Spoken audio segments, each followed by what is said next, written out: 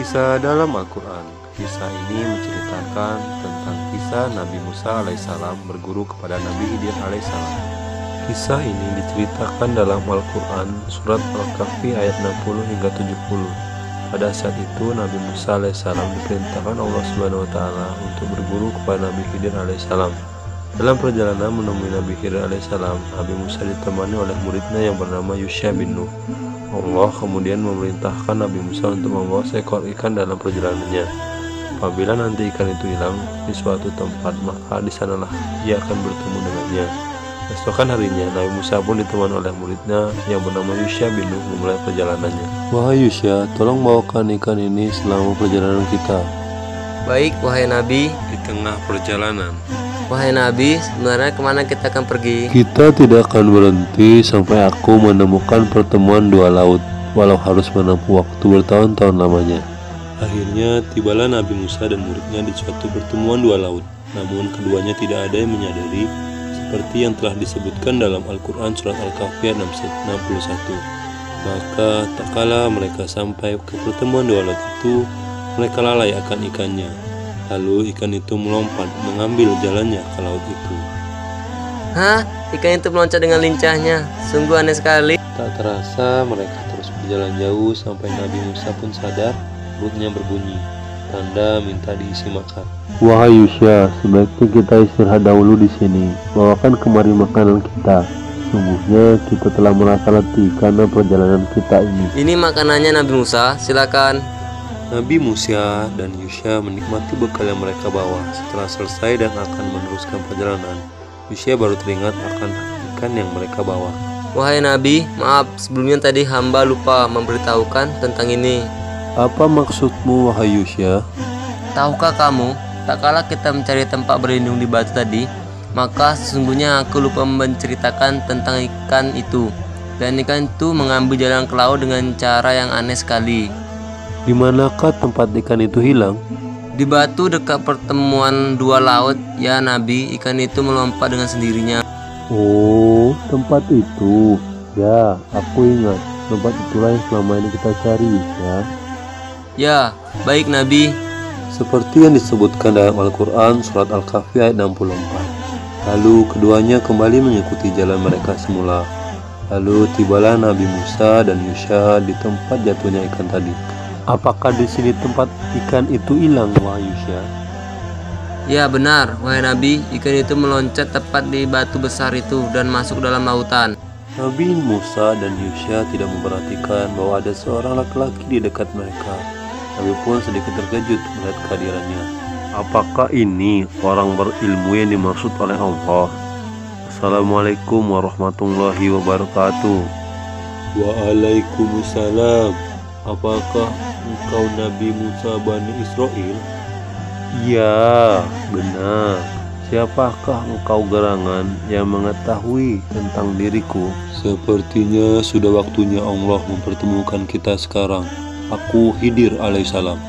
Seperti yang telah tertera dalam Al-Quran surat Al-Kahfi ayat 65. Lalu mereka berdua bertemu dengan seorang hamba di antara hamba-hamba kami yang telah kami berikan rahmat kepadanya dari sisi kami, dan yang telah kami ajarkan ilmu kepadanya dari sisi kami. Alhamdulillahirabbil alamin. Aku sangat senang bisa bertemu dengan dirimu, wahai Khidir. Kemudian Nabi Musa menyampaikan maksud dan tujuannya kepada Nabi Khidir. Bolehkah aku mengikutimu supaya kamu ajarkan kepadaku ilmu yang di antara ilmu-ilmu yang telah diajarkan kepada kamu? Nabi Khidir terdiam sejenak sebelum menjawab pertanyaan dari Nabi Musa. Kemudian baru menjawab dengan jawaban yang bijaksana. Sesungguhnya engkau tidak akan sanggup bersabar bersamaku.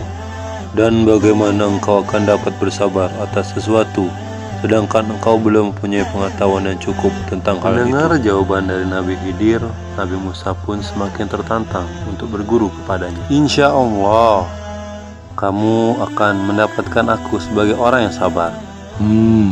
Baiklah. Namun ada satu syarat yang harus engkau patuhi selama perjalanan kita nanti. Apa syaratnya? Jika kamu mengikutiku, maka janganlah kamu menanyakan kepadaku tentang suatu apapun sampai aku sendiri mengatakannya kepadamu. Setelah Nabi Khidir mengajukan syarat yang dimaksud, Nabi Musa menyanggupi persyaratannya yang tidak begitu sulit tersebut.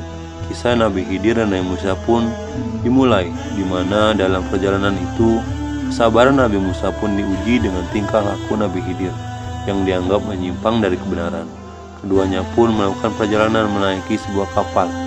Namun di tengah perjalanan, Nabi Khidir melubangi perahu tersebut. Melihat hal itu, Nabi Musa pun mengungkapkan kegelisahannya kepada Nabi Khidir. "Wahai Khidir, kenapa kamu melubangi perahu itu? Sungguhnya kamu akan menenggelamkan penumpangnya. Sungguhnya kamu telah melakukan kesalahan yang besar." Mendengar tuduhan dari Nabi Musa, Nabi Khidir pun menghentikan aktivitasnya sejenak. "Bukankah aku telah berkata, sesungguhnya kamu tidak akan bersabar bersamaku?"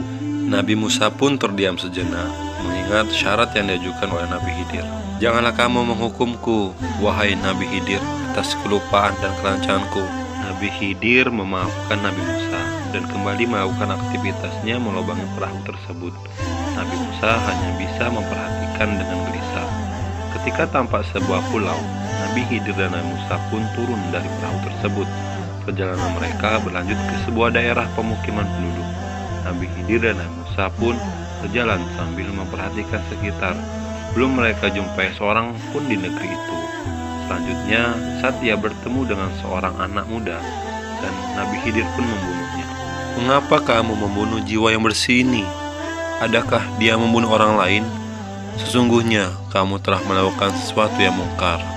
Nabi Khidir pun lagi-lagi mengingatkan Nabi Musa bahwa ia tidak mampu bersabar ketika tengah bersamanya. "Bukankah sudah aku katakan kepadamu bahwa sesungguhnya kamu tidak akan dapat bersabar bersamaku?" Kesabaran Nabi Musa lagi-lagi diuji dan telah 2 kali melanggar syarat yang diberikan oleh Nabi Khidir. Kemudian mereka pun berjalan bersama kembali hingga di sebuah kota. Seperti yang disebutkan dalam Al-Quran surat Al-Kahfi ayat 77, maka keduanya berjalan hingga tak kala keduanya sampai kepada penduduk sebuah negeri.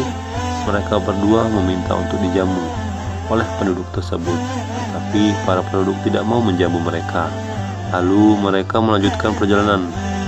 Langkah Nabi Khidir terhenti melihat di depannya terdapat dinding rumah yang hampir roboh dan membenarkannya.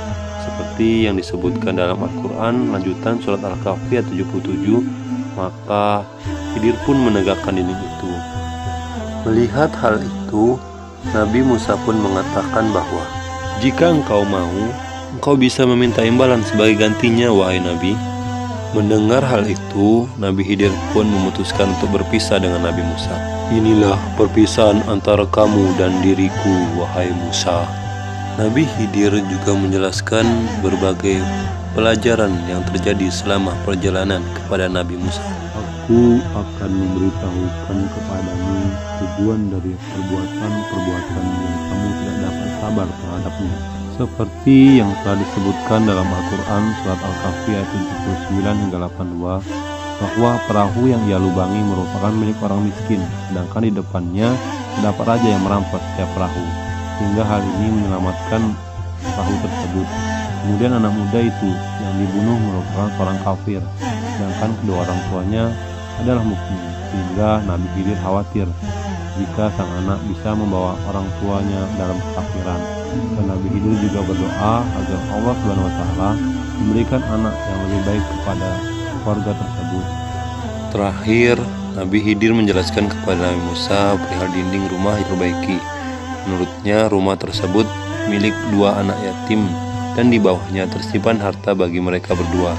Ayahnya merupakan orang yang soleh. Allah SWT pun menghendaki agar saat dewasa dapat mengeluarkan simpanan tersebut dalam rumah yang aman.